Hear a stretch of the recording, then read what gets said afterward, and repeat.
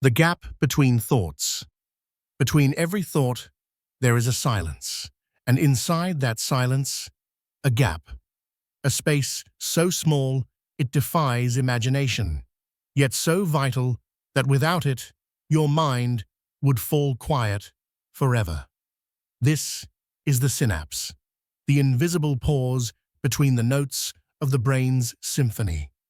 Every neuron ends not in a handshake, but in a hesitation, a microscopic breath before the next begins to speak. If you were to dive into your own brain, to shrink yourself down to the scale of molecules, you'd find yourself on a cliff of living tissue. Beneath your feet, the landscape shimmers. Membranes, channels, threads of proteins, woven like the fabric of life itself. And just ahead, a gap, only 20 to 40 nanometers wide, smaller than a virus, but vast enough that no current can leap it unaided. It is a canyon of thought. One neuron ends, another begins, but between them lies this slender emptiness, this sacred silence. Here's the paradox. Your brain is an electrical organ. Its neurons fire, flash, and pulse with energy. Yet, it is within this tiny gap, where electricity cannot travel directly, that thought truly becomes communication. Imagine standing on a cliff, shouting across a ravine. Your voice doesn't reach by wire. It travels through air, carried by waves. That's what neurons do. They send their messages not as sparks, but as chemical whispers. Each neuron is like a lighthouse on the shore, its beam of light transforming into a message in the fog, hoping another will catch it, decode it, and respond. This gap, this synapse, is where the magic happens. It's where the electrical world of neurons meets the chemical world of molecules. It's the handshake of physics and biology, the place where voltage becomes vocabulary. If the brain were a city, neurons would be the towers, and synapses, the bridges of light connecting rooftop to rooftop. Billions of them, flashing, fading, forming, dissolving, the skyline of thought forever under construction. And yet, each of these bridges exists in tension. Too much noise, and the message is lost. Too little, and the spark dies out. The gap between neurons is not a flaw, it's a feature. It allows for choice, modulation, learning. Electricity is instant, absolute. It either flows or it doesn't. But chemistry? Chemistry allows for nuance, for probability, for the whisper instead of the shout.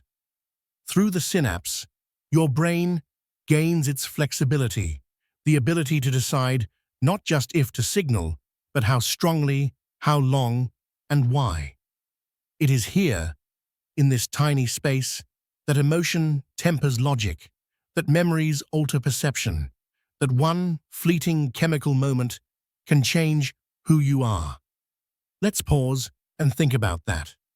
Every movement, every heartbeat, every dream depends on this microscopic leap of faith that happens trillions of times every second.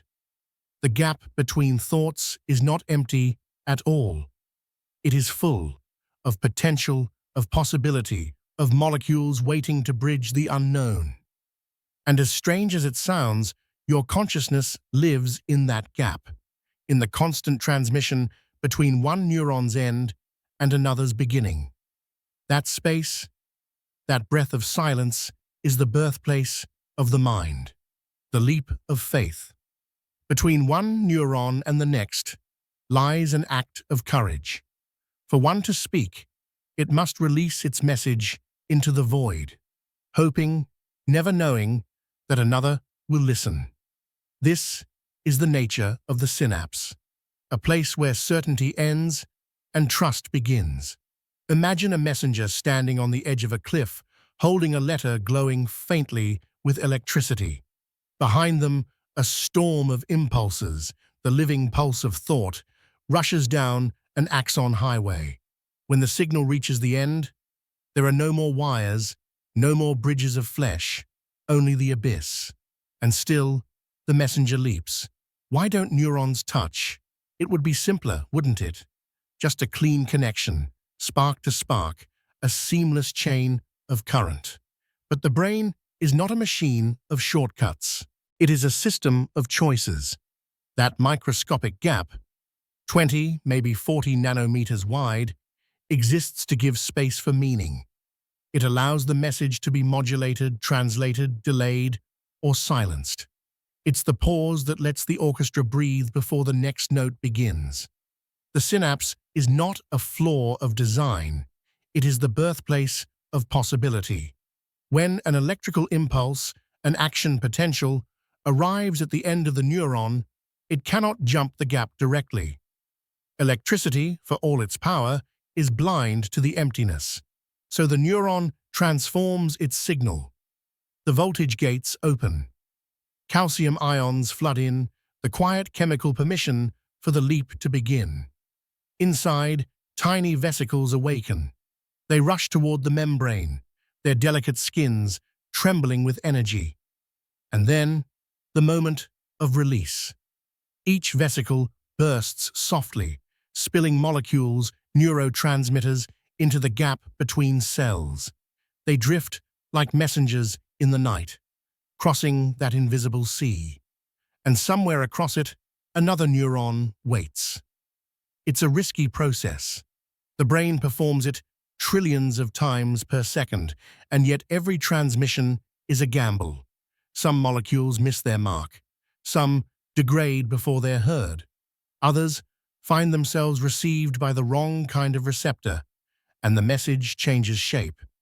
And yet, the mind persists. It thrives on this controlled chaos, this storm of uncertainty that somehow gives rise to precise thought and memory. This is what makes the brain alive. Not perfect precision, but adaptable imperfection. Every synapse is a leap of faith. One neuron lets go of control, releasing its message into the unknown, trusting that another will answer. It's easy to think of this as pure mechanics, but pause for a moment and realize.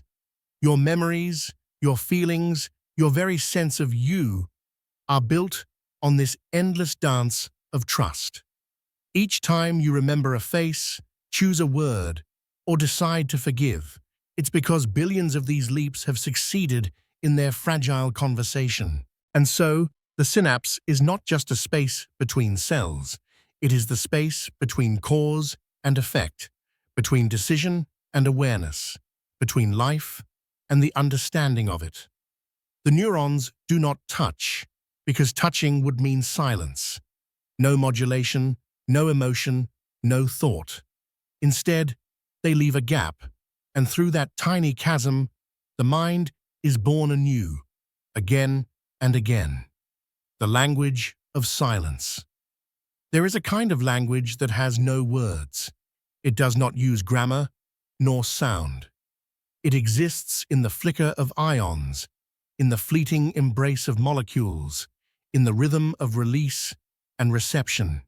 This is the language of neurons, the language of silence. When a vesicle opens at the edge of a neuron, its contents spill into the gap. Tiny messengers, known as neurotransmitters. They are the alphabet of thought. Each molecule, a syllable in the brain's endless conversation. Some carry excitement, go, fire, act. Others bring calm, wait, rest, reflect. They drift across the synaptic cleft like pollen in air, guided not by intention, but by chance and chemistry. And on the far side, receptors, sculpted pockets of protein, wait like locks, each shaped for a single key. The moment a molecule finds its match, the silence ends. A new wave begins. Ions flood in or out, the voltage shifts, and the conversation continues. But no one molecule speaks forever. They come, deliver, and vanish, reclaimed by transporters, broken down by enzymes, or recycled into new messages. Every thought, every emotion is made not of permanence, but of constant renewal. In this molecular dialogue, meaning is created not by the words themselves, but by their timing, their quantity, their delicate balance. Too many excitatory messengers, and the neuron may shout uncontrollably, a storm of seizures. Too few, and the brain slows. Thoughts become heavy, as in depression. Chemistry here is poetry. Each molecule a verse, each receptor a reader, each connection a fleeting stanza in the epic of awareness. What's most extraordinary is how silent this conversation truly is. There is no spark, no vibration, no mechanical touch, only diffusion, a slow drift of particles through stillness. And yet from this stillness arises thought. From this microscopic calm comes motion, art, speech, love. Every word you speak was once a quiet exchange between two neurons, a handful of molecules whispering, a pause, and then another whisper.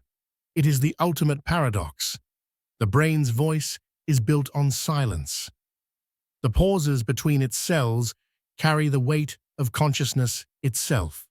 Even when you rest, when your body is still, your mind adrift, billions of synapses hum in near silence, each releasing their invisible messengers, maintaining the fragile harmony that keeps you you. And so the synapse is more than a bridge. It is a translator, turning electricity into chemistry, and chemistry back into electricity. It is the interpreter of thought, the mediator between worlds. Every idea begins as voltage, crosses as molecules, and returns as voltage again. Reborn, transformed, alive. In that rhythm of conversion, the mind learns to sing. The arrival of the spark. At the far end of a neuron, the signal runs like lightning down a living wire, a shimmering wave of charged particles racing toward a destination it has never seen. This is the axon, long and slender, stretching like a river of voltage. It carries within it the rhythm of life itself. Depolarize, repolarize, fire, rest. And at the end of this river, the land falls away. There is no next cell waiting to catch the current, no metal contact, no bridge. Only a bulb-shaped ending, the axon terminal, quiet, poised, and waiting. But it is not idle. It listens for the coming storm. Inside the neuron, an action potential travels like a traveling drumbeat. It begins at the axon hillock, a place of decision, where thousands of incoming whispers are tallied, weighed, and resolved into a single command: fire. Once the threshold is crossed, about 55 millivolts, voltage-gated sodium channels open like floodgates, and the axon bursts into a bright, positive surge. It is as if the neuron exhales pure energy. The wave moves forward, segment by segment, like dominoes falling in exquisite precision. Each local patch of membrane ignites, then hands the flame to the next, and the next, and the next. It's not a current flowing down a wire, it's a cascade of regeneration, a self-propagating wave of electrical renewal. As the action potential travels, it passes through insulated stretches, myelinated segments, leaping from one node of Ranvier to the next. This leap, called saltatory conduction, makes the message race at incredible speeds, sometimes over 100 meters per second. Yet as the axon nears its end, the insulation vanishes. The wave slows. The final stretch is unshielded, vulnerable. It hums with expectation. Then, the spark arrives. At the axon terminal, the electrical charge slams against the inner membrane, and for a moment, everything changes. Tiny gates open, not for sodium, not for potassium, but for calcium. Calcium ions rush inward like an invisible tide. They are not just passengers, they are messengers of permission. Their entry is the neuron's way of saying, it's time.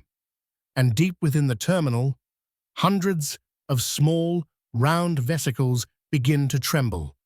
Each is filled with neurotransmitters, molecules crafted and stored for this very moment. They have waited in silence, anchored to the inner walls by delicate proteins, primed for release but restrained, like archers holding taut strings, waiting for the signal to let go. Now, calcium whispers the command, and the release begins. Vesicles surge forward. Their membranes fuse with the cell's outer boundary, merging into one fluid surface. And in that instant, the contents spill out into the synaptic cleft. A flood of molecules bursts into the gap.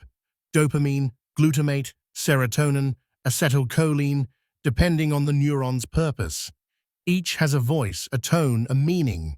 From electricity to chemistry, the language has changed mid-sentence. It's like a violinist turning their final note into a color, the sound dissolving into light. A transformation so natural and yet so profoundly mysterious that even now it feels like alchemy. For a moment, the terminal glows with activity, vesicles fusing, ions rushing, proteins snapping into motion like dancers in perfect choreography. Then, as quickly as it began, the wave is gone. The membrane resets, the gates close, the sodium-potassium pumps hum quietly, restoring balance, recharging for the next impulse. But the signal, the message, has already leapt into the unknown. It now floats between two worlds, no longer part of the neuron, not yet part of the next. Suspended in the synaptic gap, a chemical whisper, waiting to be heard. And in that fragile interval, the brain holds its breath. The message, born as voltage, becomes chemistry, and soon it will become voltage again. This is the heartbeat of thought, spark to molecule, molecule to spark. Again and again, from one neuron to the next, until from that cascade emerges meaning, motion, memory, life itself. Calcium, the trigger of release. For most of its journey, the electrical impulse is a lonely traveler. It moves in silence, carrying only charge and potential, a wave of shifting ions and fleeting voltages. But as it reaches the axon terminal, it encounters its most delicate moment, the instant when electricity must become chemistry. And the key to that transformation is a single element: calcium. Inside the neuron, calcium is a ghost. Its concentration is vanishingly small, a few 10,000ths of a mole per liter, almost nothing, barely measurable against the dense sea of sodium and potassium that swirl through the cell. But outside the membrane, in the extracellular space, calcium waits in abundance, like a pressurized ocean pressing against a thin dam. For as long as the neuron rests, the gates remain closed. Calcium cannot enter. The inside of the cell remains its sanctuary of silence. Then, the action potential arrives.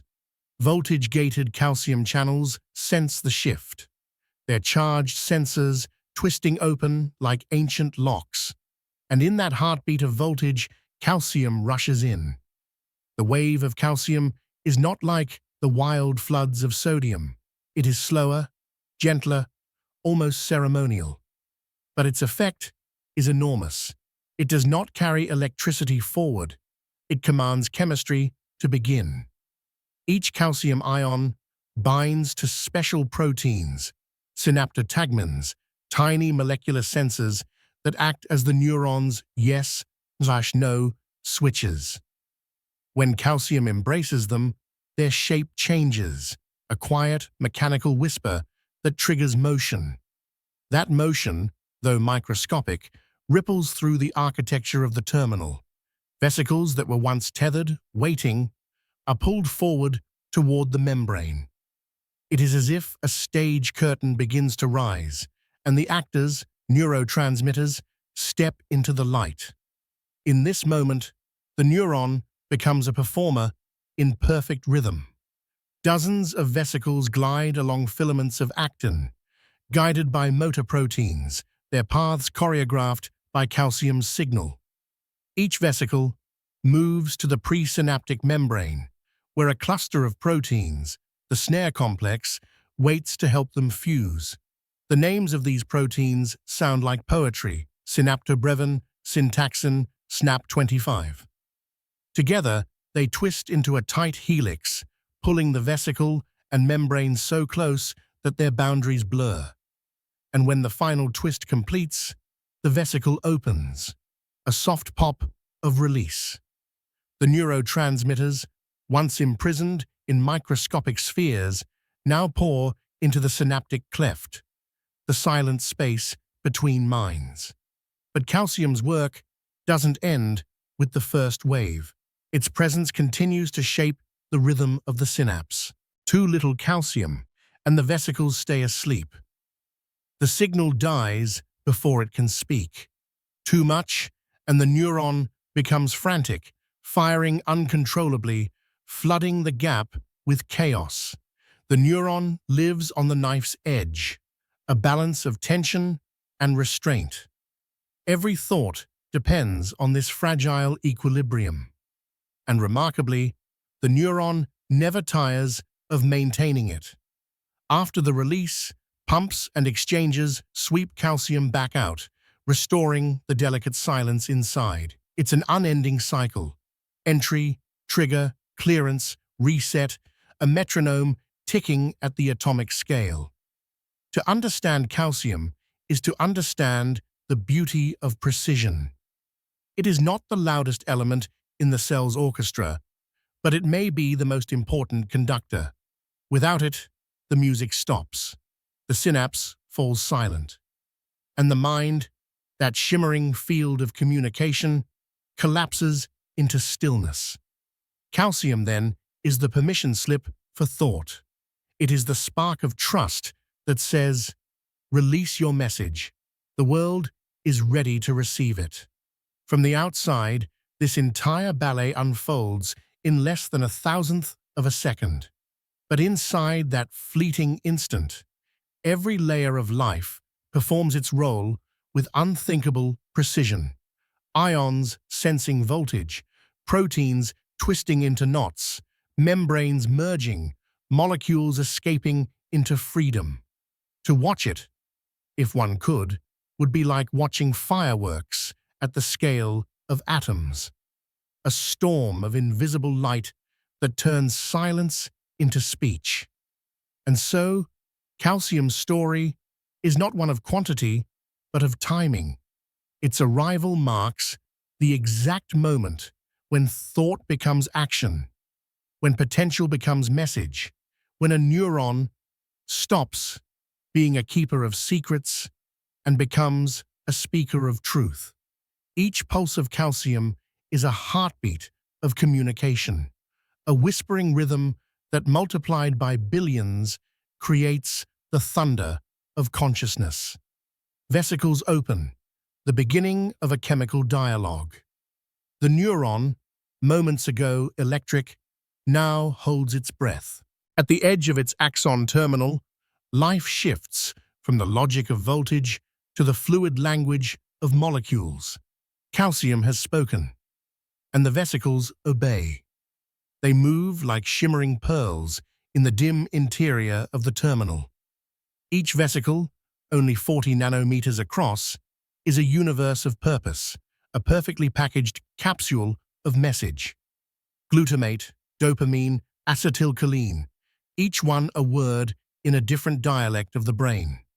The neuron has chosen its sentence long before the spark arrived, but now it must speak it aloud.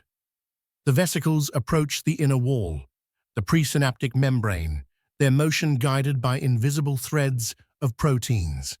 At their destination, they pause, a moment of hesitation before revelation.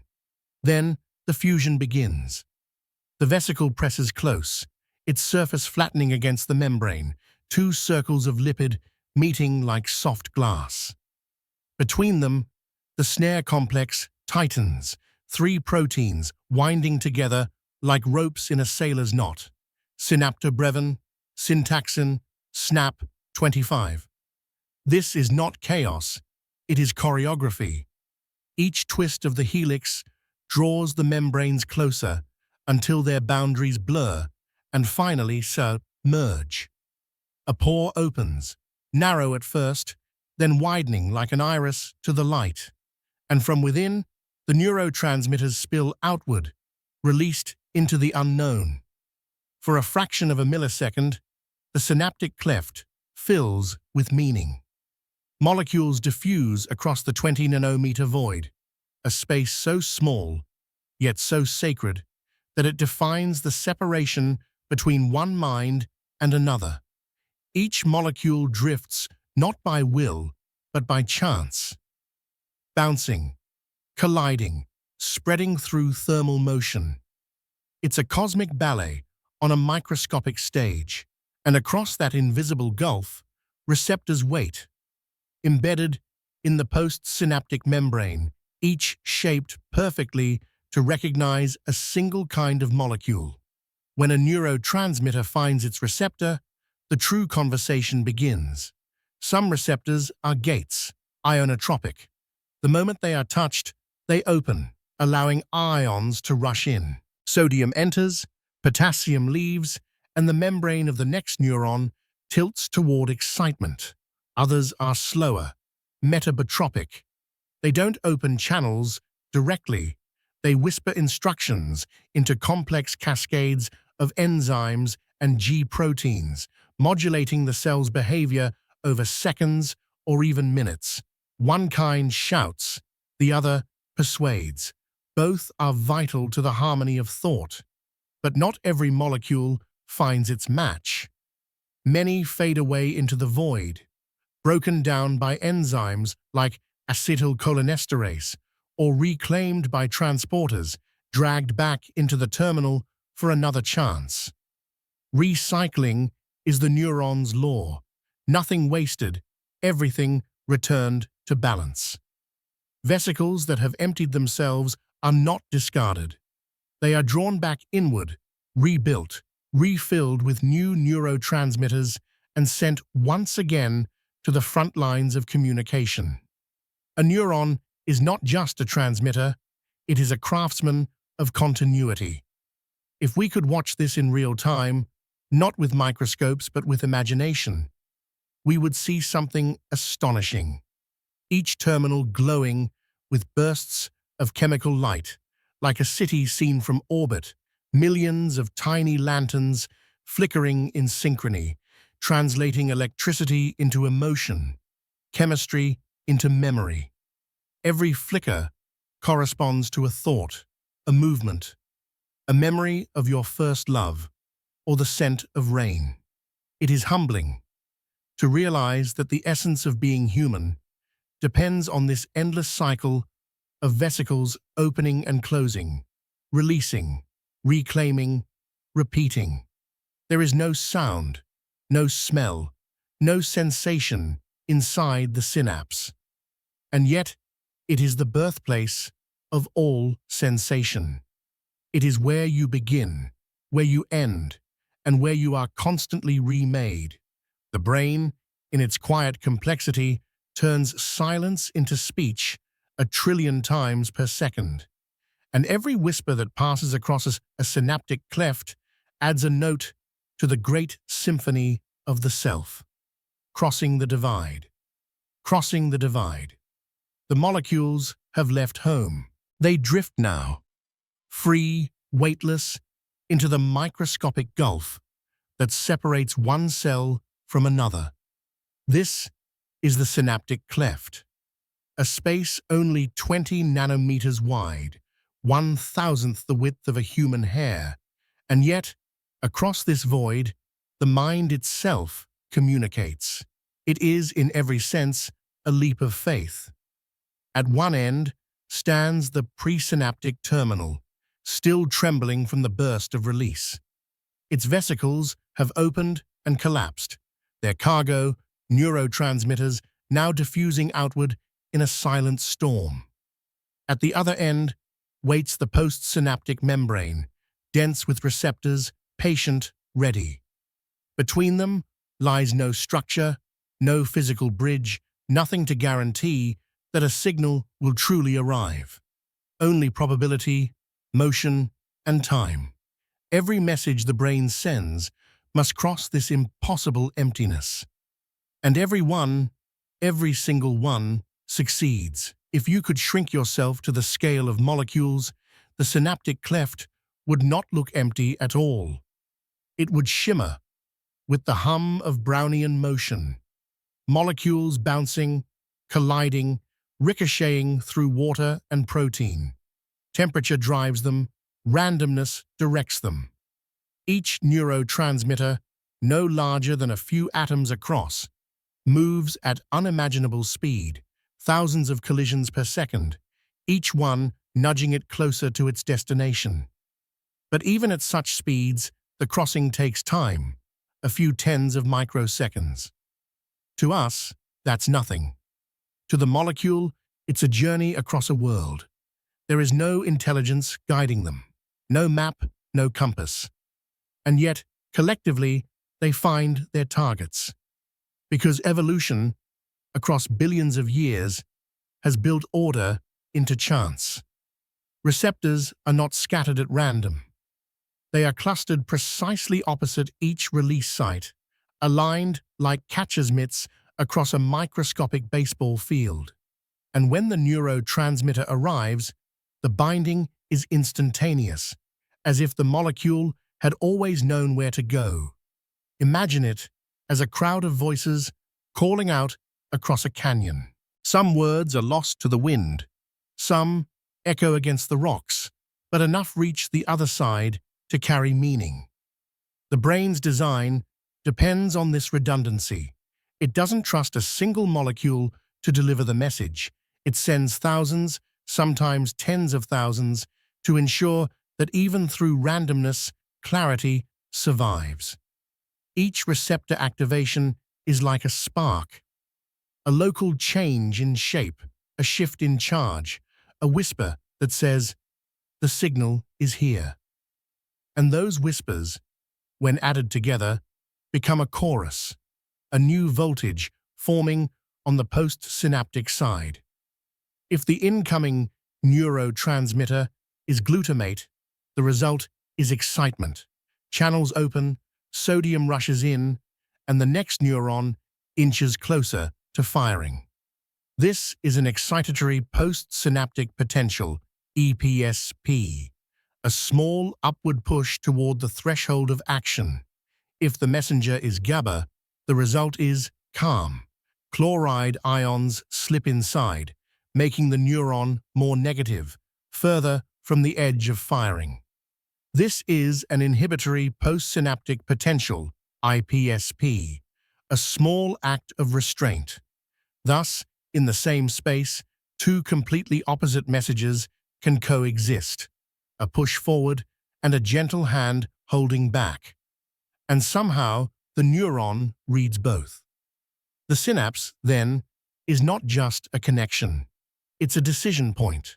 A neuron receives hundreds, thousands, sometimes tens of thousands of synapses at once, each one whispering yes or no. What happens next depends on their balance, a sum of probabilities, not certainties. No single synapse commands the neuron. It takes a chorus, a delicate computation of voices to reach the tipping point. And when that point comes, the neuron fires. The spark is reborn. The message continues its journey, leaping again and again across the void, from one silent space to the next. until from the cascade of chemical whispers emerges what we call thought. It's astonishing to realize that all this happens billions of times per second in every corner of your brain. Each synapse, a tiny universe of order and chance. Each transmission, a triumph of precision over chaos. And yet, none of it is mechanical. It's alive, a process that changes, adapts, learns. The strength of a synapse can grow or fade, depending on how often it speaks. Receptors can multiply or disappear. Vesicles can refill faster or slower, and calcium sensitivity can tune itself like a volume knob. Each connection remembers its past. Each whisper alters the next. This is how chemistry becomes memory, how noise becomes meaning. Across that 20-nanometer gap, the self is assembled piece by piece, from voltage, from ions, from invisible motion. Your memories, your thoughts, the sound of a friend's voice, the first notes of a song you love, all of it is born in these gaps. Every idea begins as a bridge of silence. Every feeling is a molecule crossing a void. And though the space is small, the miracle it performs is infinite. The receptor's response. On the far side of the synaptic cleft, a new world awakens. Here, on the surface of the postsynaptic membrane, millions of proteins wait in perfect silence.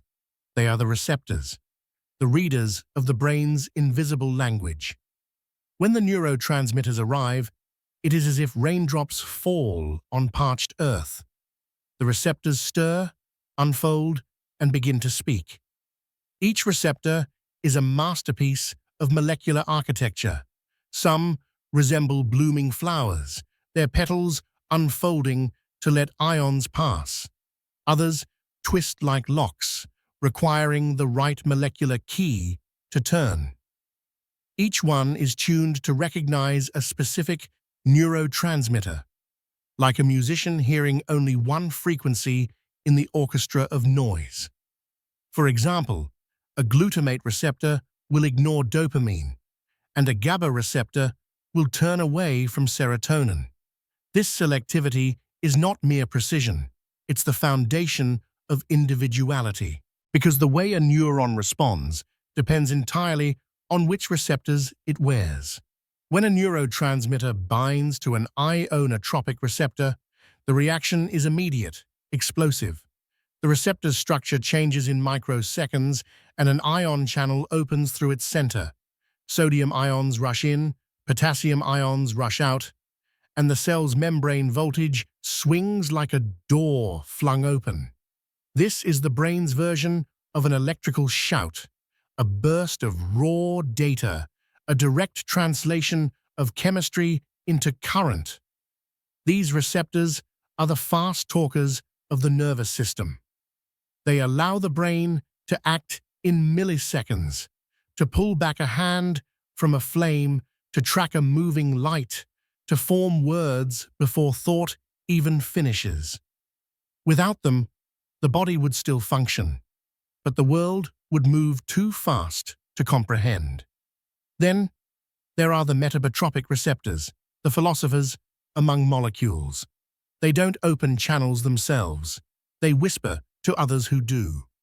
When a neurotransmitter binds to a metabotropic receptor, the receptor changes shape just enough to nudge an internal messenger, usually a G protein. That messenger travels through the cell's interior, activating enzymes, releasing second messengers like cyclic AMP and starting biochemical cascades that can last for seconds, minutes, or longer. These receptors are the architects of mood, memory, and focus. They control the slow processes, the ones that make you calm after panic or help you stay alert when you're tired. If ionotropic receptors are the body's reflexes, metabotropic ones are its temperament. It's tempting to think of receptors as passive, as mere tools reacting to signals, but they're not. They're alive in the molecular sense, dynamic, adaptable, and intelligent. If a synapse is used often, receptors multiply, embedding themselves deeper into the postsynaptic membrane, making the neuron more responsive. If a connection falls silent, the receptors fade away, swallowed by the cell's recycling system. The brain listens to its own activity and reshapes itself accordingly. This is the foundation of plasticity, the ability to learn, to remember, to adapt. Every new skill, every recovered memory, every moment of insight is a story of receptors learning to listen better.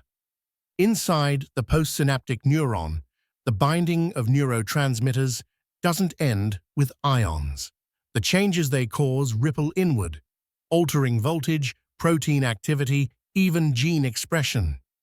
Yes, the words spoken at the membrane can reach all the way to the nucleus, influencing which proteins the cell will make in the future.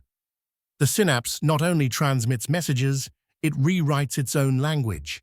Through this molecular conversation, a neuron becomes not just a listener, but a learner. But as beautiful as this dialogue is, it must also be controlled. Too much activation, and chaos follows. Too little, and the network falls silent. Nature, ever cautious, builds safeguards. Some receptors desensitize. They grow numb to constant stimulation. Others are inhibited by feedback loops, where the neuron essentially says, "Enough, I've heard the message." Balance is survival. Without it, the mind dissolves into disorder, seizure, confusion, collapse. If we step back from the microscopic view, what we see is astonishing. Every receptor, every molecule, every tiny flux of ions is part of a vast translation machine, one that turns electric pulses into chemical whispers, then back into electricity again. This is how thought flows. This is how emotion emerges. This is how you read these words right now. Millions of receptors dancing, opening, closing, each one translating your perception into awareness. And yet all of this happens in silence. No sound, no light, just a molecular storm that somehow creates the calm rhythm of a conscious mind. Each time a receptor binds its neurotransmitter, a story completes, a word delivered, a message understood. And in that microscopic act of communication, you and the universe meet halfway, because thought, at its heart, is nothing more than matter learning to listen. The postsynaptic potential. When chemistry becomes decision. The neurotransmitters have landed. The receptors have answered. Now the neuron stands at a crossroads, the point where chemistry must decide the fate of electricity. In the thin sheet of the postsynaptic membrane, a tiny storm begins. Sodium flows inward, potassium drifts outward, and for a fleeting moment, the balance of charge across the membrane shifts. It's not enough to ignite an action potential, not yet, but it's something new, something alive, a postsynaptic potential. If the neurotransmitters are excitatory, glutamate, acetylcholine, aspartate, they open channels that invite sodium inside.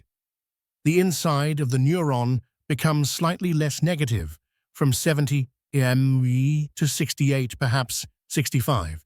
It's barely measurable, but in the language of neurons, that's a whisper of possibility. We call this an EPSP, an excitatory postsynaptic potential. It's like a gentle hand pushing the neuron toward its threshold, a hint that says, maybe it's time to speak. But the neuron is cautious. It doesn't act on a single suggestion. It waits, listens, and weighs the input from thousands of others. Because at any given moment, a neuron receives both shouts and whispers, hopes and warnings.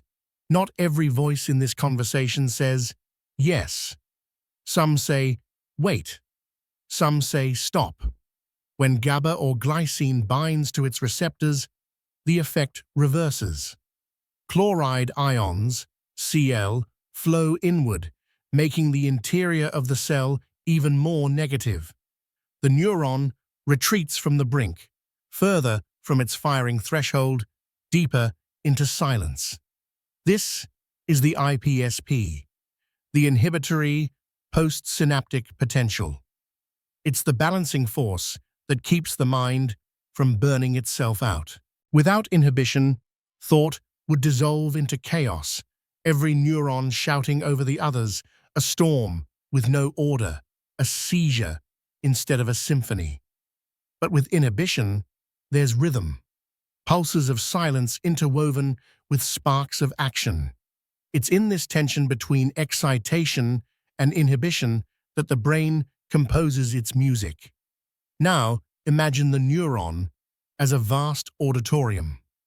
Every incoming synapse is a voice in the crowd. Each EPSP is a yes, each IPSP a no. Some are loud, some are faint, some arrive early, others late. But the neuron hears them all, and in a fraction of a second, it must decide whether to act. This process is called spatial and temporal summation. If multiple excitatory signals arrive simultaneously at different points along the dendrites, their voltages add together, a spatial chorus building toward threshold. If one synapse fires repeatedly, its signals can stack in time, a rhythmic drumbeat that grows louder with each repetition. But inhibitory inputs can cancel them, flattening the waves, pulling the neuron back toward calm. It's democracy at the atomic scale, each input casting a vote, each spike an election. At the base of the neuron, the axon hillock, the results are tallied. Here, the density of sodium channels is greatest, and here, the final judgment occurs.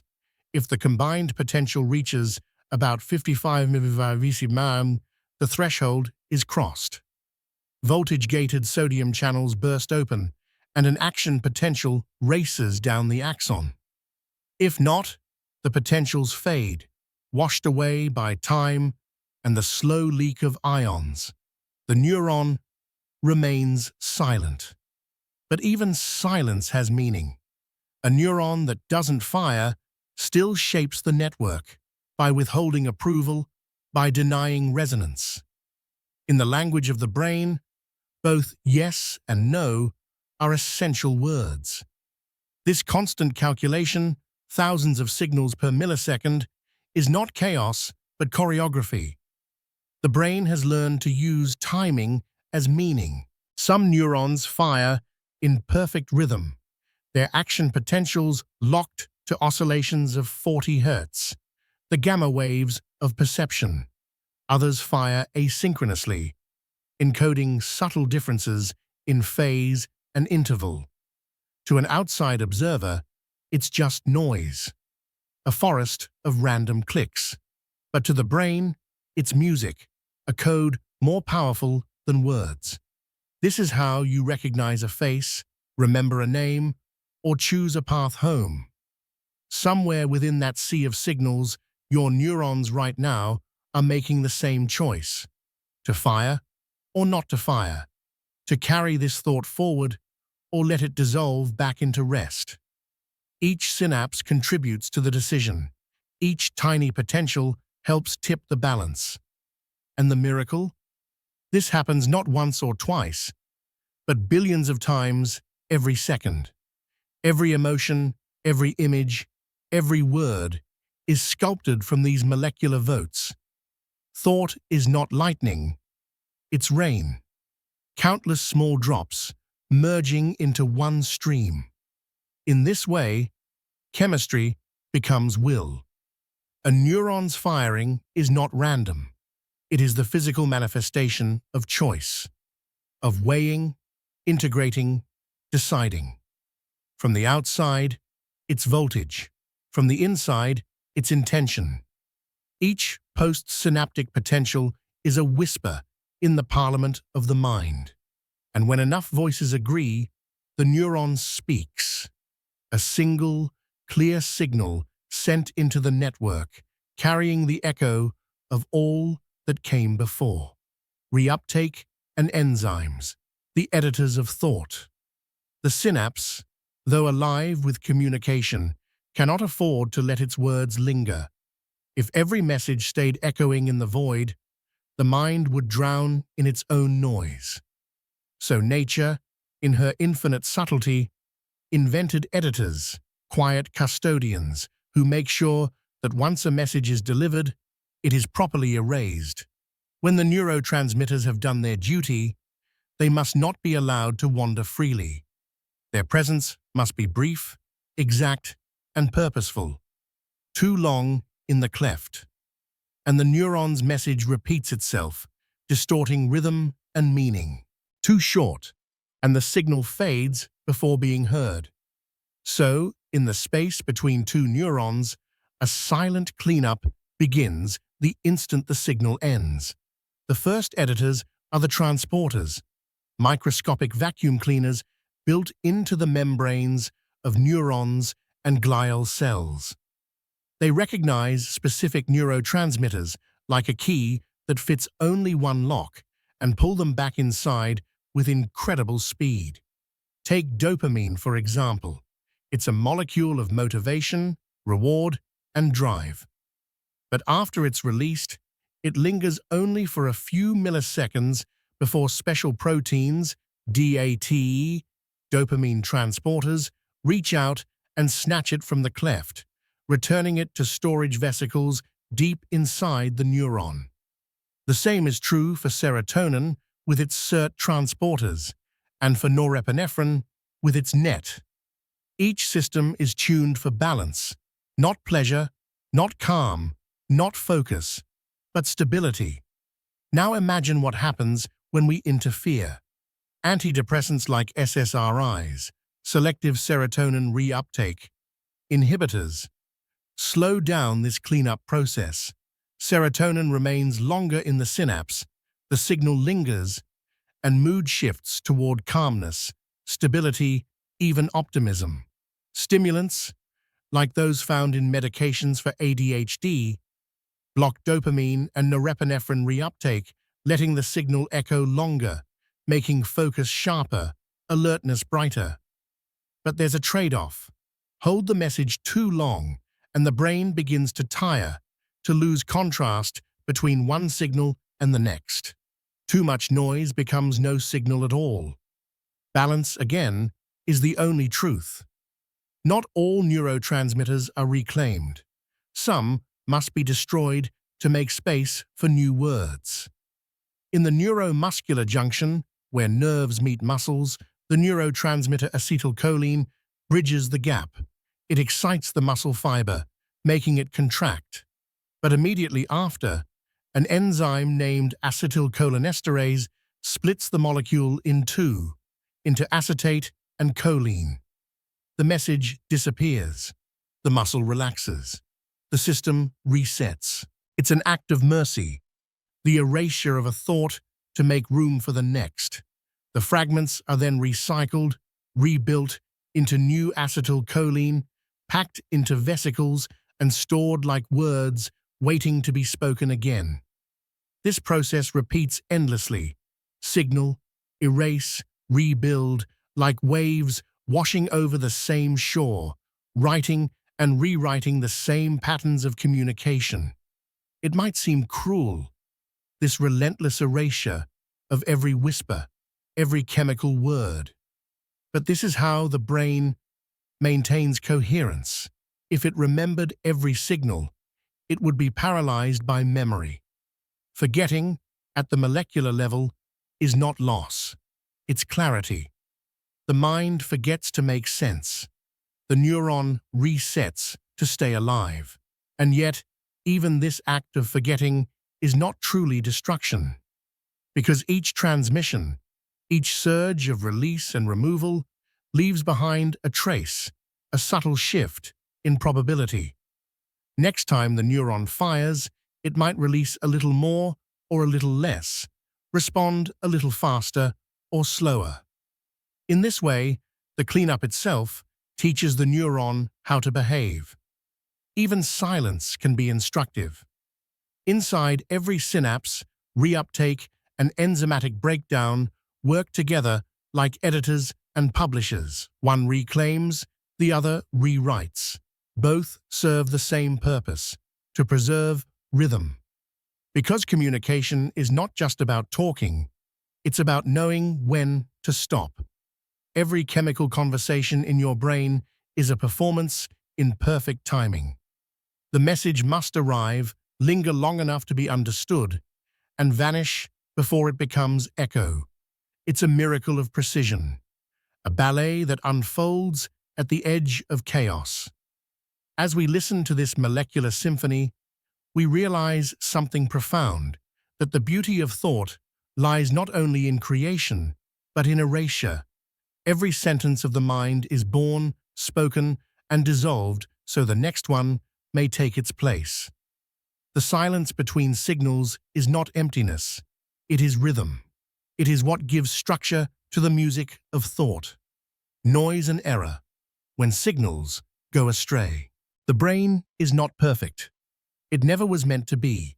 It is a living sea of noise, a billion currents colliding, crossing, dissolving, yet somehow forming the steady rhythm of consciousness.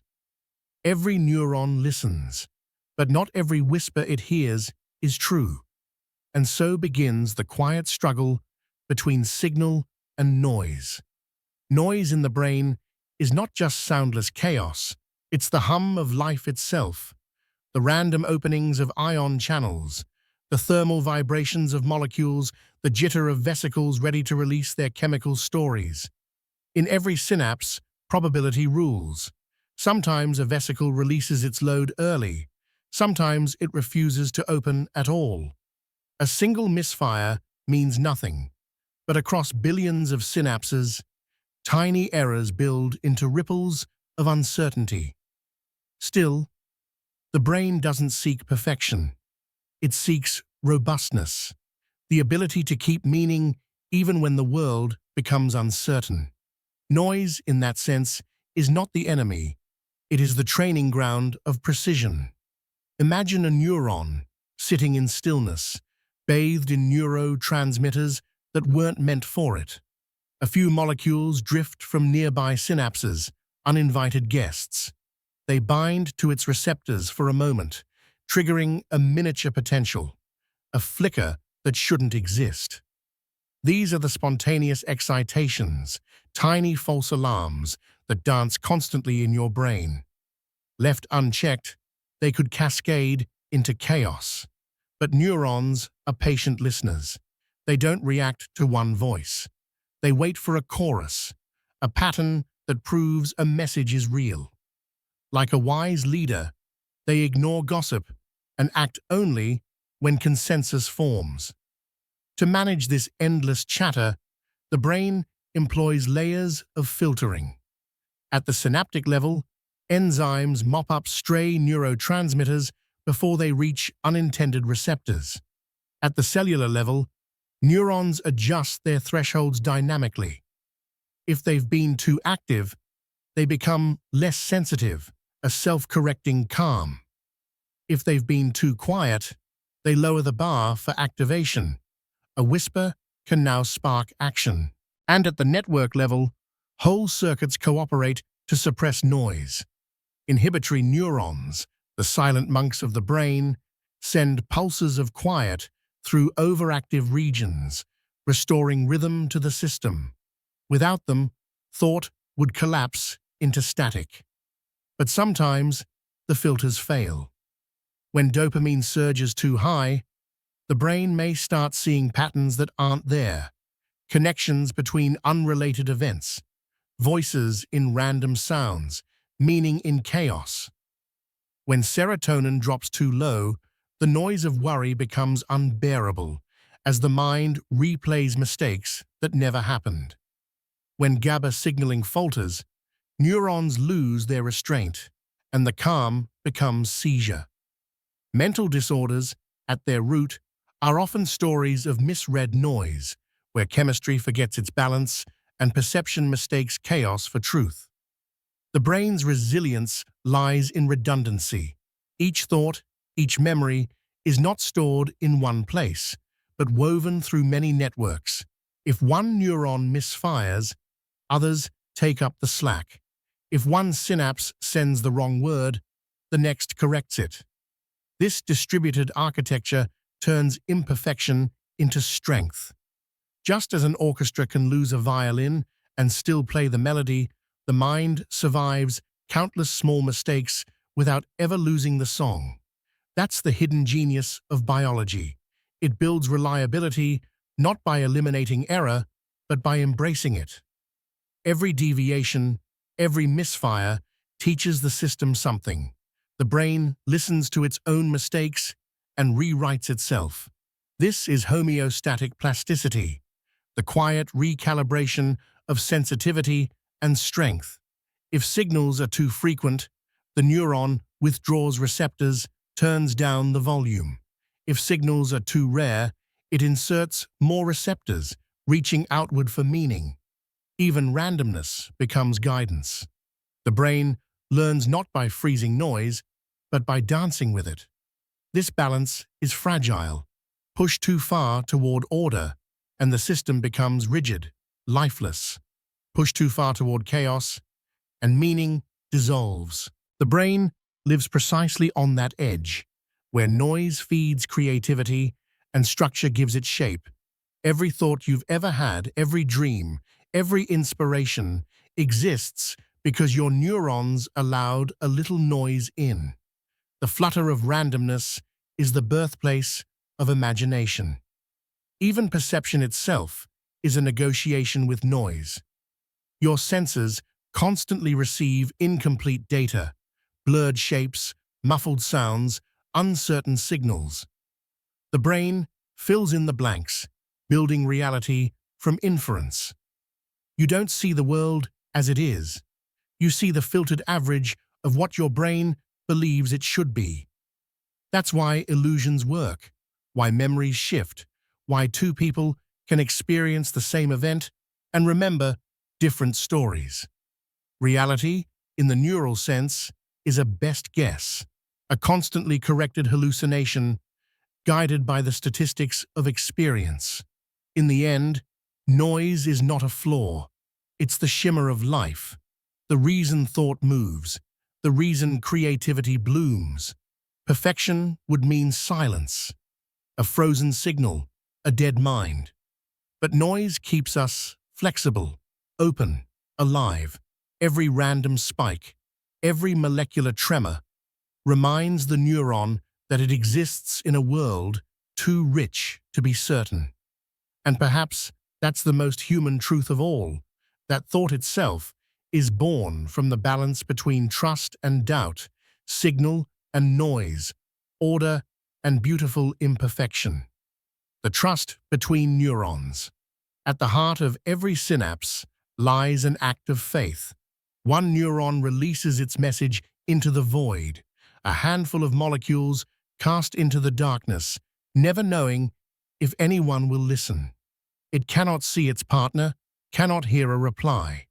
And yet, it releases. Because this is how the brain works, through trust. Between two neurons, there is no wire, only a microscopic abyss, the synaptic cleft, 20 nanometers wide. Across that gulf, no electricity flows directly, only chemistry, only diffusion, only time and probability.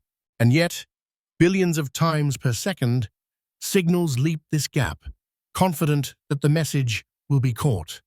This is faith in its most biological form.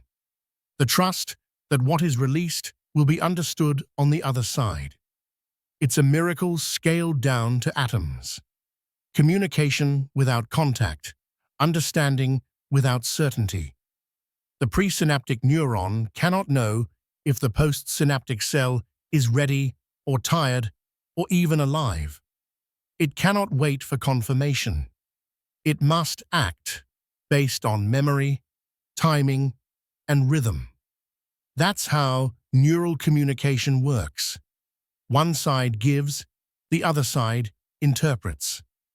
The signal exists in the space between, in the tension of uncertainty. Sometimes the message arrives too late, sometimes too weak, sometimes misunderstood. But over time, through repetition and adaptation, neurons learn to trust each other. They synchronize. Their firing becomes a shared rhythm, a duet without rehearsal. This trust is fragile. Too much noise, and it breaks.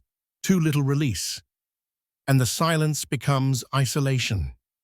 Diseases like Parkinson's, depression, or schizophrenia often emerge when this molecular trust falters. A neuron sends, but no one listens. A receptor waits, but nothing arrives. It's like a city whose mail never gets delivered, messages lost in the fog. And the cost of this breakdown is not just silence, but the disintegration of meaning itself.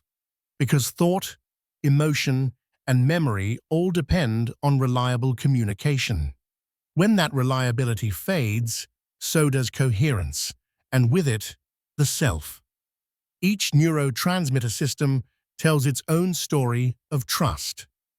Dopamine says, "I believe this action leads to reward." Serotonin says, "I believe I am safe in this moment." Acetylcholine says, "I believe this signal is worth remembering." These are not metaphors. They are the biochemical equivalents of belief. The brain is not a skeptic. It must believe in its own chemistry to function. Without that, no thought could continue. Every spike of electricity, every pulse of calcium is an assertion of faith. I trust that this will mean something. But trust in the brain is not static. It is built, broken, and rebuilt constantly. When a synapse succeeds repeatedly, its signal heard and acted upon, the connection strengthens. More receptors appear. Vesicles refill faster. Release becomes more efficient. This is long-term potentiation, the biological form of earned trust. When a synapse fails too often, its message ignored, it weakens. Receptors vanish, release dwindles, and the connection fades. This is long-term depression, the consequence of disappointment. Your brain learns whom to trust, just like you do. There's something profoundly poetic in this. At the cellular level, trust is not an emotion. It's a mechanism of survival.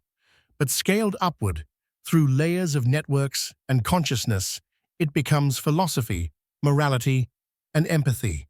When two people speak, each assumes the other means what they say. That assumption, that leap of faith, is the foundation of language, love, and society. In the same way, each neuron assumes the other will respond faithfully. From that blind faith, the brain constructs thought. It's as if the entire mind is built on a single principle. Belief precedes understanding. Inside you, billions of these contracts are signed every second. Each synapse declares, "I will speak, even if I do not know who listens." And the receiving neuron, by responding, silently agrees, "I have heard, and I will act." This is the pulse of consciousness, a web of invisible promises kept and renewed at the speed of light and the scale of molecules. That's why the brain is not a machine. It's a living democracy of trust. And the miracle is that it almost never fails. But when trust falters, when synapses weaken, receptors disappear, or signals lose fidelity, the brain enters confusion. Anxiety, depression, or psychosis can be seen as disorders of misplaced trust, believing the wrong signals, ignoring the true ones, or losing the balance between faith and skepticism. The chemistry of trust, once disrupted, can turn meaning into noise. Yet even here, the system doesn't collapse. It adapts. It rebuilds trust one molecule at a time. Therapy, medicine, habit, and time all work by restoring the dialogue between neurons that forgot how to believe in each other.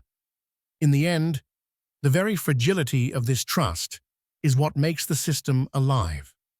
If every signal were guaranteed, the brain would be static, predictable, mechanical.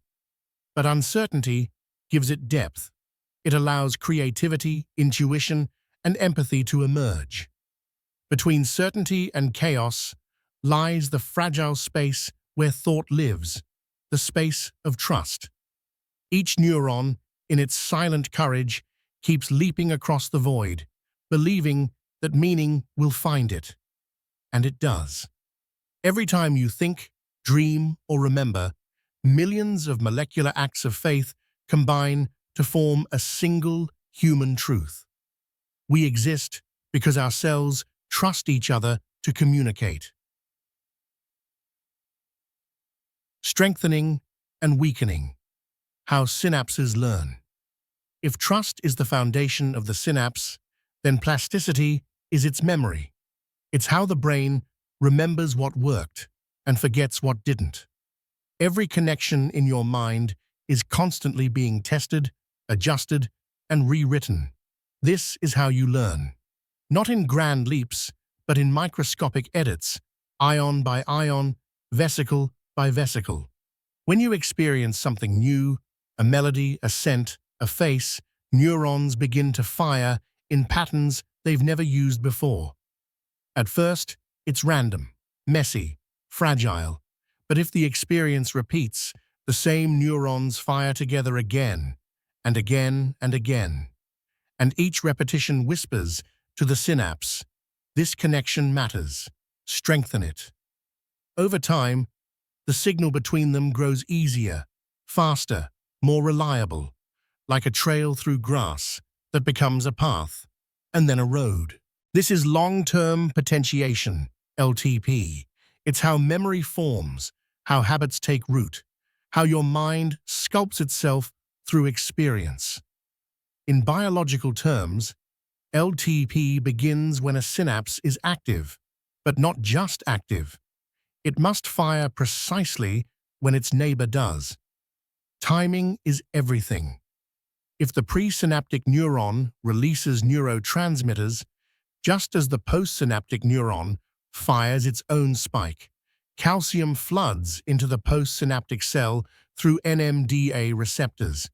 That calcium acts as a signal, a molecular exclamation mark. Inside the cell, enzymes awaken, receptors multiply, and the next time the signal arrives, the response is stronger. The connection has learned. It's as if the synapse whispers, "Ah, I recognize this pattern. I'll listen more closely next time." And so thought itself becomes more fluid, more efficient, more graceful. But memory without forgetting is paralysis. To learn what matters, the brain must also learn what doesn't. When a connection is rarely used, when its signals fade into silence, the synapse begins to weaken. Receptors are removed, enzymes degrade unused proteins, and the bridge slowly dissolves. This is long-term depression, LTD. It's not destruction, it's clearing space. Imagine trying to keep every conversation you've ever had. Your thoughts would drown in noise. So the brain prunes connections that no longer carry meaning. Every act of forgetting is a kind of mercy, a return to clarity. Learning is not about growth alone. It's about balance between remembering and letting go. The brain is constantly sculpting itself, building and dismantling in rhythm. A child's brain, full of curiosity, adds thousands of synapses every second. An adult brain, more refined, focuses on pruning, sharpening the signals that remain. This dance of creation and erasure is what allows you to adapt, to evolve, to stay human. Without it, you'd remain forever as you were at birth, a being of pure potential but no precision. Every skill you've ever learned, from riding a bike to speaking a language to playing a song, exists because of this microscopic memory. The first attempts are clumsy. Signals stumble. Neurons misfire. But repetition engraves order into chaos. Neurons that fire together begin to trust each other. Their signals align. Their chemistry stabilizes. And eventually, what was once effort becomes instinct. That's why practice works. It's not magic. It's repetition sculpting connection. Your neurons are listening to what you do most and deciding who you are. Plasticity is not confined to learning. It's how your brain heals after injury, how it adapts when senses are lost, how it reorganizes to survive. If one pathway is destroyed, another learns to take its place. If one region falls silent, neighboring neurons stretch across the void to rebuild the song. It's as if your mind refuses to accept stillness. It rewrites itself endlessly, a living manuscript that never ends. Every day, you lose connections. Every day, you make new ones. And through that silent exchange, you remain alive, present, growing. Not all memories are equal. Those tied to emotion burn deeper. Fear, joy, love, grief. These states flood the brain with neuromodulators like dopamine and norepinephrine, which amplify plasticity. That's why you remember heartbreak more vividly than a routine day.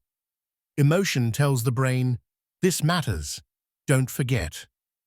Every feeling you've ever had has literally rewritten your neural landscape. Your mind is a map of what has moved you.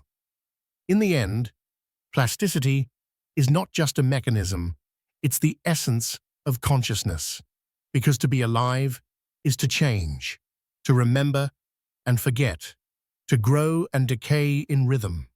Each synapse, each pulse of calcium, each moment of strengthening or fading is a note in the great composition of you. And that composition is never finished. Repetition and memory. Memory isn't a single spark. It's the rhythm of repetition. Every skill, every habit, every belief is carved not in lightning, but in the gentle persistence of returning again and again to the same path. The brain is not impressed by intensity. It listens to consistency. It learns what happens often, not what happens once. Repetition is the sculptor of the mind. The first time you learn something new, say, a phone number, a word, a movement, your neurons create a fragile pattern of activation. It's like footsteps in fresh snow, visible but fleeting. Without reinforcement, the pattern fades. Synapses that connected during that moment lose their strength, and the potential memory melts away. But repeat it again and again, and the trace deepens. Proteins are synthesized, connections grow thicker, and what was once temporary becomes enduring. Every repetition is a rehearsal, and rehearsal makes structure. When a neural circuit is used repeatedly, its metabolic and electrical efficiency improves. The brain begins to anticipate the signal. It primes the path before the next impulse even arrives. Axons wrap in myelin, reducing resistance and speeding transmission. Dendrites grow new spines, forming more synapses to capture the signal. What started as a hesitant spark becomes a highway of certainty. This is why practice doesn't just help, it literally changes your brain's physical structure. Repetition transforms a moment of learning into a physiological truth. But repetition is not merely quantity, it's timing. Spacing matters. If you repeat too soon, the brain hasn't had time to consolidate. The rehearsal is wasted. If you wait too long, the trace weakens before it can stabilize. The brain thrives on spaced repetition, a balance between recall and rest. This is why flashcards, language apps, and musical drills work so effectively. Each revisit reawakens the neural pattern just as it's about to fade, forcing the brain to rebuild it stronger than before. It's biological resistance training, forgetting just enough to grow stronger when you remember. And when you sleep, the orchestra of neurons plays in silence. During slow-wave sleep, the hippocampus replays the day's experiences like a rehearsal in miniature. Patterns learned hours before echo through the cortex, etching themselves deeper. Then, during REM sleep, these patterns are integrated, connected to older memories woven into your identity. That's why a night of rest isn't rest for the brain. It's editing time. It's when learning becomes memory and experience becomes meaning. Repetition doesn't only build skills, it builds beliefs. Every thought repeated often enough etches itself into the neural landscape.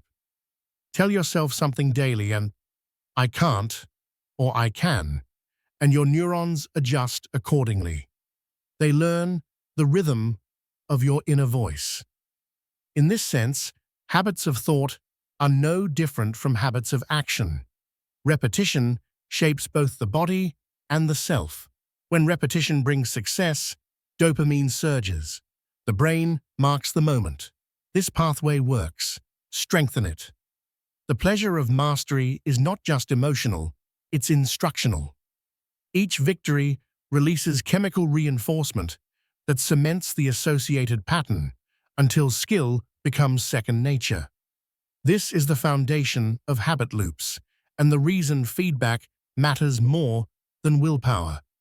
The brain is not moral. It simply repeats what is rewarded. But repetition has a darker side. What strengthens good patterns can also entrench destructive ones. Addiction, anxiety, obsession, all are forms of overlearned circuitry. The brain mistakes repetition for importance even when the outcome is harmful. Breaking a habit, therefore, is not an act of erasure. It's the creation of a new rhythm that drowns out the old. You cannot unlearn by suppression, only by replacement. Neurons stop firing old paths when new ones take precedence. Repetition is both the lock and the key. Every day, repetition refines who you are, the actions you take, the thoughts you allow, the emotions you dwell on, all leave microscopic signatures in the connections of your brain. Identity isn't static. It's a pattern of remembered rhythms. You are not what you think once. You are what you rehearse. Even as you read this, your neurons are synchronizing, forming a pattern that will determine how well you remember these words. If you revisit them tomorrow, the memory will deepen. If you return again next week, it will last for months. The brain listens to persistence. It honors commitment. It rewards return. And through that repetition, you teach it who you want to be. Synaptic plasticity as the biological foundation of learning. At the center of every thought, memory, and emotion, there lies a simple rule.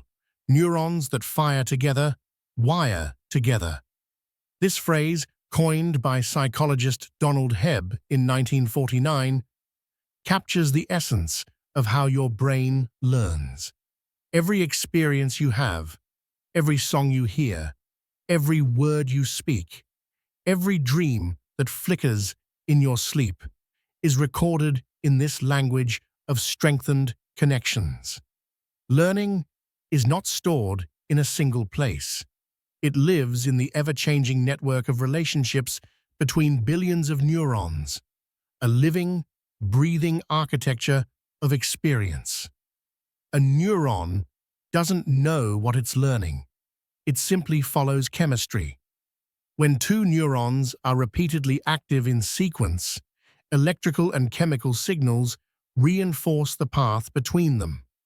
Receptors multiply, ion channels adjust. and release sites become more efficient. Soon, what once required effort becomes reflex. Your brain doesn't learn facts, it learns patterns.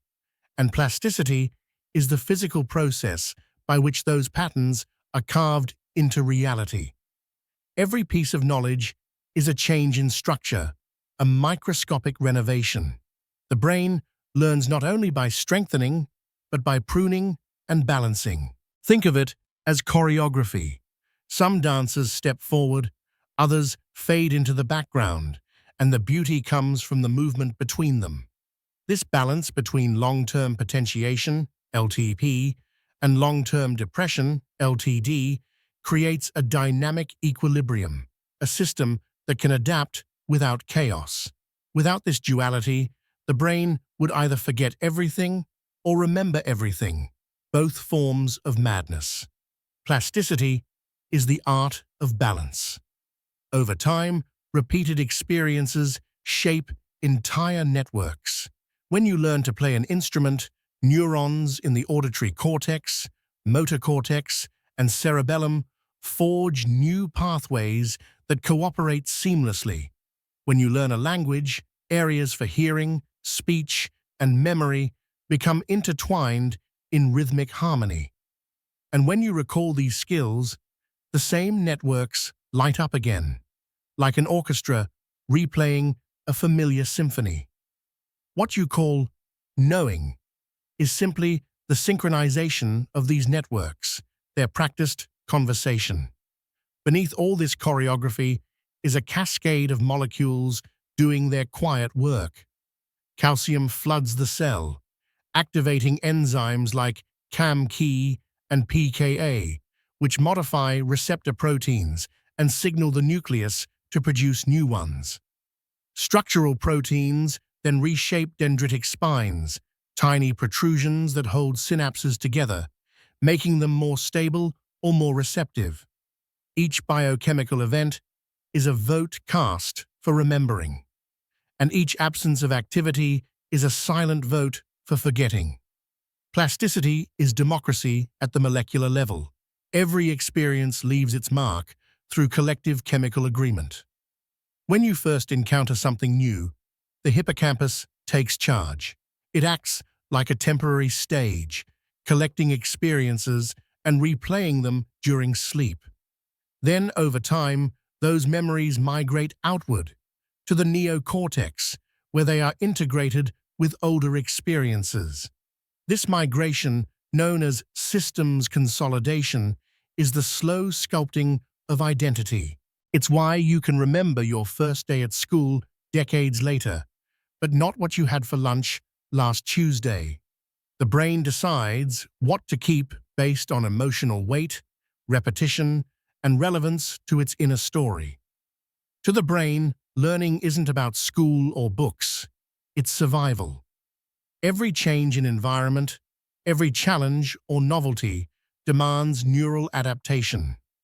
Plasticity lets you adjust your reactions, build tolerance, develop empathy, and anticipate the future. It's not just memory, it's evolution in motion.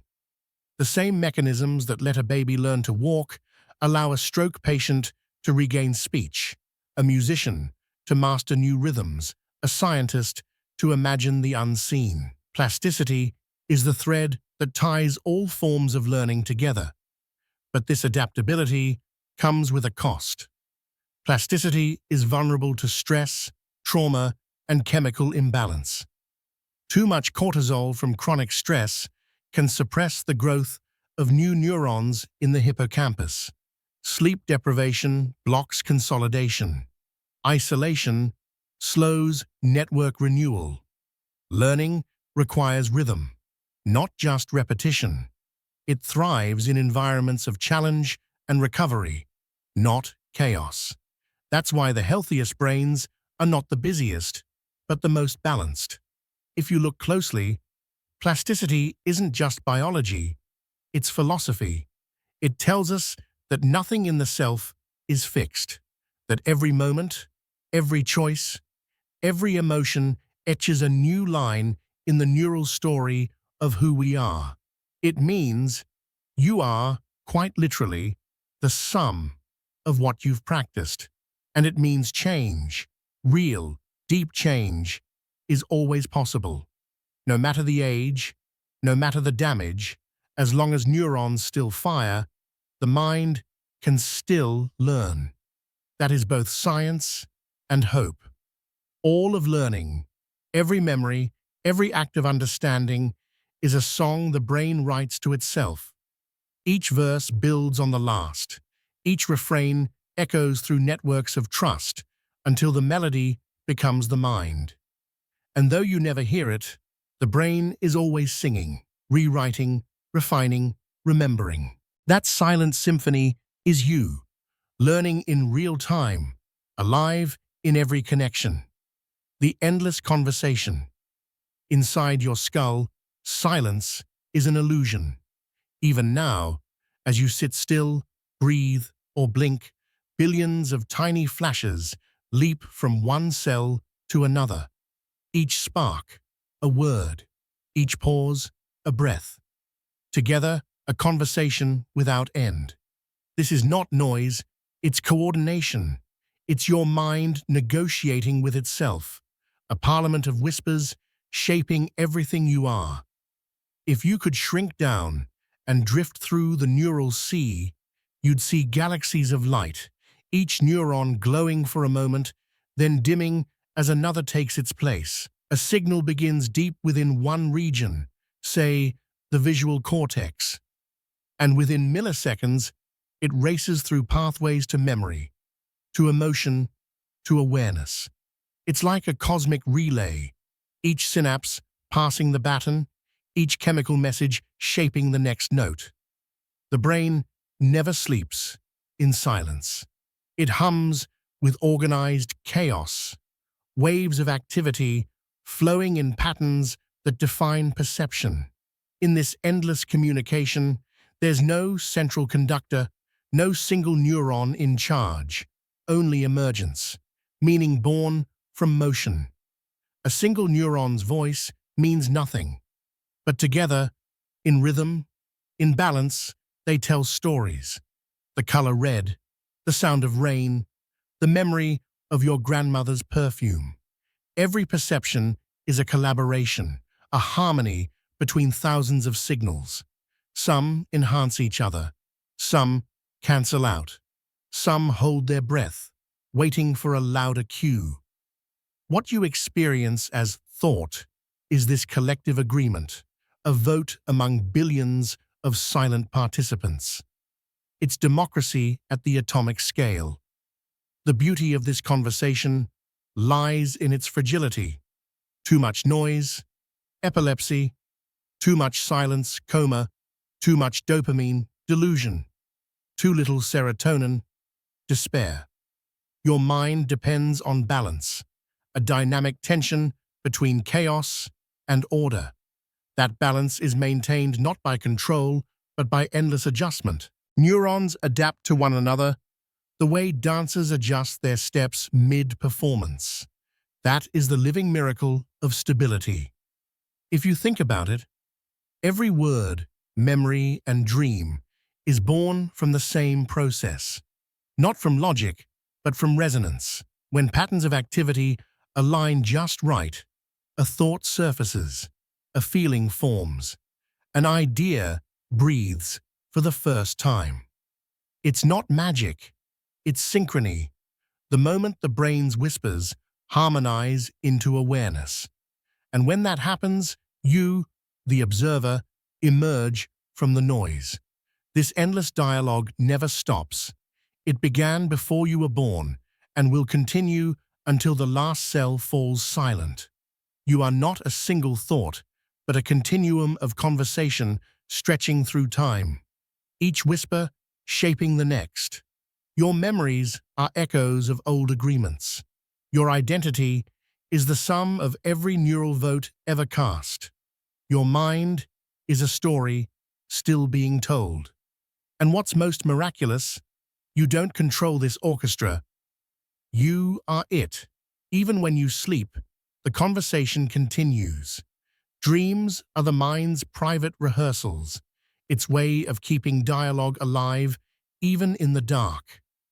Each dream fine-tunes emotional circuits, resolves unsung chords, and prepares tomorrow's symphony. When you wake, the music doesn't start again. It simply changes tempo. Because in truth, it never stopped. Every neural signal, every molecule of trust, is part of a chain billions of years old. From the first spark in primitive life to the vast network of your brain, it's the same conversation, evolved and amplified. The neurons in your cortex are descendants of ancient cells that once traded ions across a membrane for survival. Now, they trade meaning. And that evolution, from electricity to thought, is the song of life itself. There's something deeply human in this. The brain's conversation mirrors our own. We reach across gaps, send messages, hope to be understood. Every connection, every act of listening, is a reflection of the synapse. We are social creatures because our minds are social inside. Every neuron trusts another just as every human seeks to be heard. Perhaps consciousness itself is not an individual act, but a chorus, both within and between us.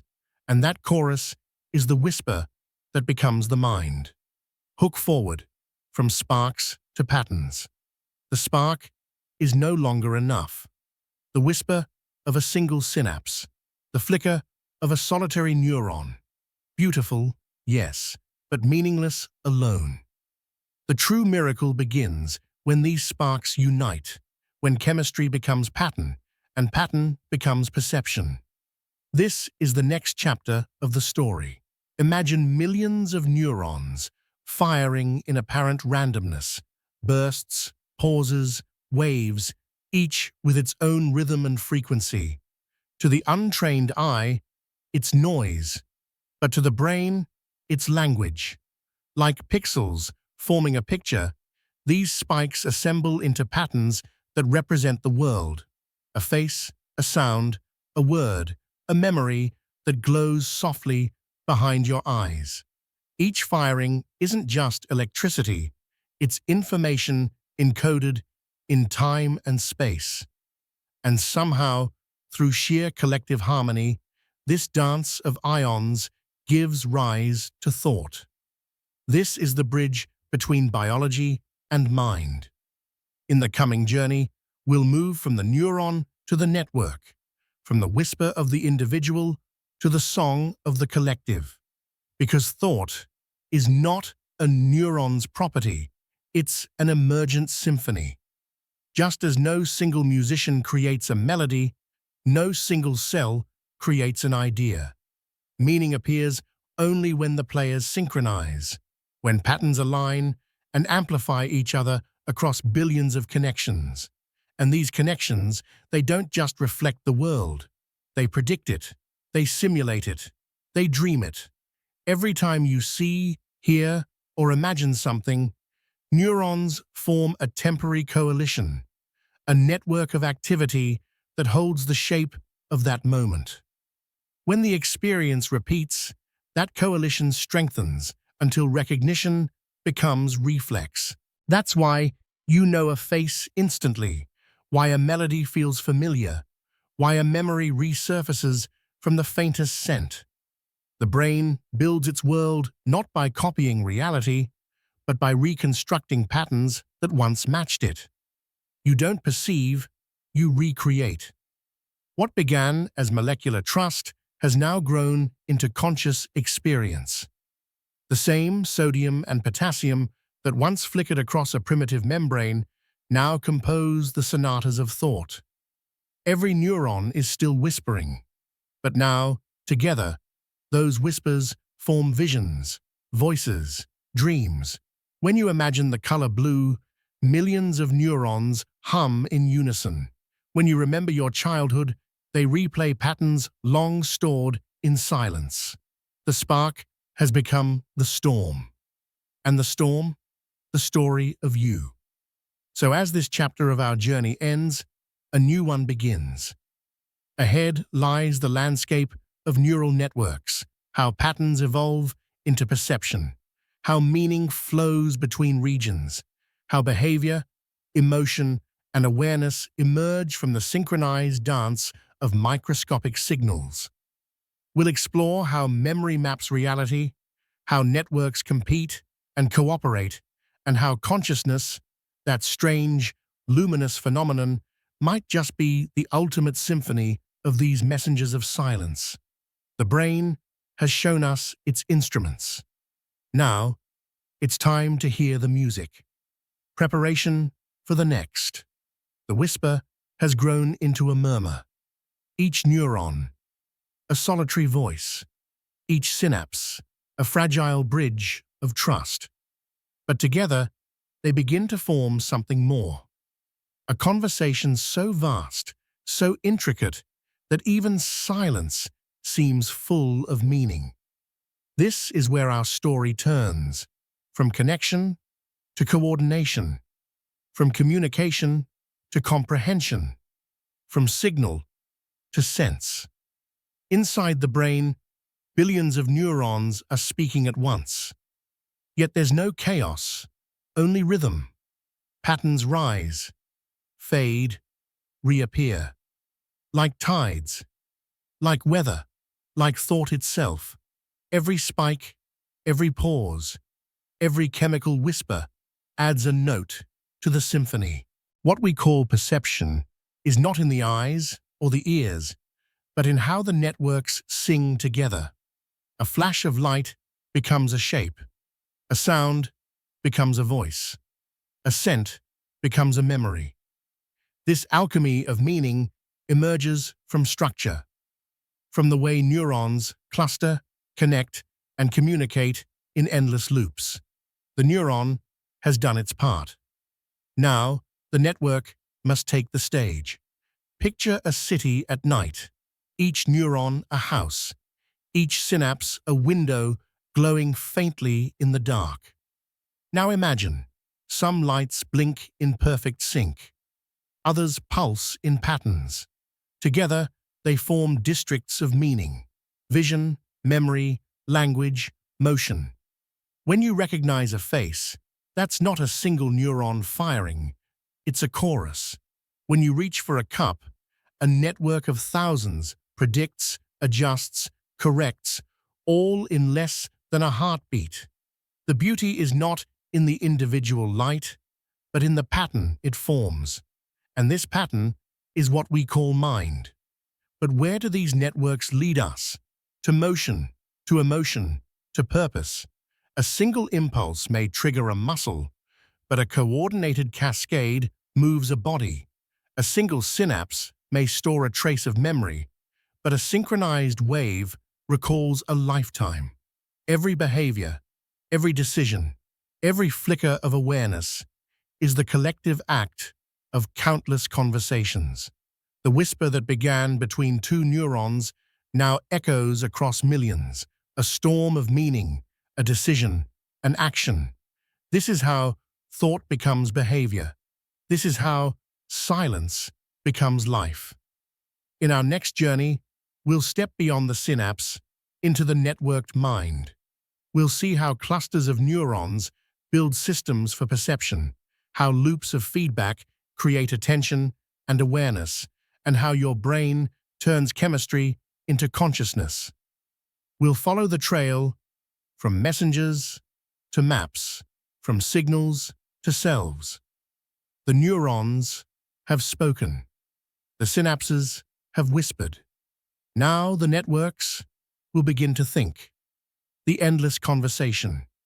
The story does not end with the signal. It never ends. Because the brain is not a machine that turns on and off. It is a conversation without pause. Even now, as you sit in silence, millions of neurons whisper beneath the quiet. They replay, revise, and relay the day's experiences. They ask each other what mattered. They decide together what to remember and what to let fade into the dark. This is not chaos. It is harmony, a living equilibrium where every thought is born, echoes, and dissolves back into silence. Imagine a billion radios tuned to slightly different frequencies, each playing its part of the same song. Some are loud and fast, the motor cortex commanding muscles like drums. Others hum softly, the hippocampus preserving memories like a background melody. No conductor stands above them. There's no single hand to guide the tempo. And yet, the music continues. The rhythm of life persists. The neurons fire, pause, adapt. They synchronize, desynchronize, then realign. A dance of balance and meaning. Each synapse, each connection adds not just to the melody, but to the story of who you are. You are not one song, but an orchestra in motion, a symphony rewritten each second. Think of learning as composing. Each repetition, a rehearsal. Each recall, a performance. When two neurons fire together, their connection strengthens. They learn to trust each other's timing. This is Hebbian learning, the cellular poetry of memory. But memory is not static. It's alive, flexible, a piece that changes each time it's played. When you remember a face, you rewrite it slightly. When you recall a melody, you adjust its tone. The brain is both archive and improvisation, forever rewriting, forever remembering anew. Even in its imperfections, the brain remains brilliant. Sometimes a neuron misfires, a signal crosses paths, a receptor overreacts, and yet the system holds. Noise becomes texture, error becomes adaptation. The same randomness that could ruin a machine makes the mind creative. Imagination is born from the gentle chaos of neurons. Close your eyes. The lights behind your eyelids flicker faintly. The hum of your inner world continues. Even when you sleep, the neurons don't stop talking. They dream with you. They rehearse the day's symphony, strengthening the bridges that held, repairing the ones that faltered. The conversation never truly ends. It only shifts, from awareness to dreaming, from sound to silence, from experience to essence. This is the whisper that builds the mind. This is life itself, not in the beating of a heart, but in the endless, electric dialogue of billions of quiet voices. Hook forward, from sparks to patterns. The whisper fades, but not into silence. It transforms from isolated sparks to living patterns. The mind does not end at the neuron, nor even at the synapse. It begins there. Every connection you've just seen, every pulse, every chemical spark, is a note in a grander composition, one that no single neuron could ever play alone. The brain's true magic emerges when those notes align, when millions of tiny rhythms converge into patterns. These patterns are not static. They shift, blend, compete, cooperate. They become perception. They become choice. They become you. The whisper of a synapse becomes the harmony of a network, and the harmony becomes thought. Imagine watching a storm from above. You see flashes of lightning across a continent, each bolt alone, dazzling and brief. But when you step back far enough, you see the storm's movement, its shape, its purpose. This is what the next part of our journey will reveal. We'll rise above the synapse to see how billions of neurons form maps of meaning, how the visual cortex interprets light, how the auditory cortex builds sound, and how together they sculpt awareness. Each network a landscape, each signal a spark of understanding. From chemical trust to cognitive architecture, you've witnessed chemistry become conversation. Now we'll see conversation become consciousness. How does a collection of impulses turn into a picture of the world? How do circuits of silence speak the language of intention? We'll explore how networks of neurons recognize patterns, make predictions, and even simulate possible futures. This is not just brain activity. This is the beginning of mind activity. The whisper has built the bridge. Now, it's time to cross it. Before we leave this chapter, pause. Listen. Inside you, that same quiet conversation continues. Your neurons exchange their signals, their whispers of memory and expectation. And somewhere within that living storm, a pattern forms, one that watches, remembers, and says softly, I am.